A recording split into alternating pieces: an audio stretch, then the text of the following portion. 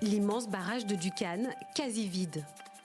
Cette retenue d'eau située au nord de l'Irak est la plus grande du Kurdistan. En temps normal, elle peut contenir jusqu'à 7 milliards de mètres cubes d'eau. Ce réservoir alimente toute une partie de la région. Mais avec la sécheresse, le niveau du barrage inquiète. À l'heure actuelle, le réservoir ou le lac est rempli à environ 24%. Si l'on compare avec l'année dernière ou l'année précédente, le niveau est inférieur d'environ 30% à celui de l'année dernière. La principale raison est le manque de précipitations. Et la deuxième raison est la construction d'un barrage sur la rivière du Petit Zab dans le pays voisin. Ces deux raisons ont donc conduit à un niveau aussi bas cette année. Les voisins iraniens et turcs ont construit des barrages avec pour conséquence la réduction drastique du débit des fleuves Tigre et Euphrate en territoire irakien.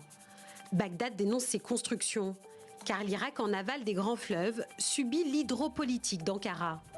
La Turquie en amont a la main sur le volume d'eau qui s'écoule vers le pays.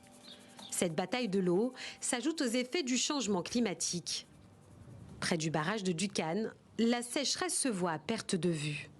Il y a encore un an, l'eau couvrait toute cette surface. Place désormais au rationnement, alors les agriculteurs sont démunis.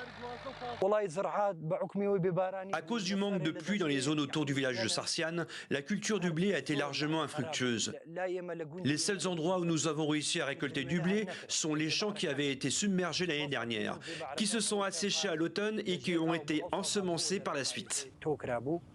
Les prévisions ne sont pas optimistes quant à l'évolution du volume du barrage de Duqan. 4 millions de personnes sont impactées par le manque d'eau dans la région.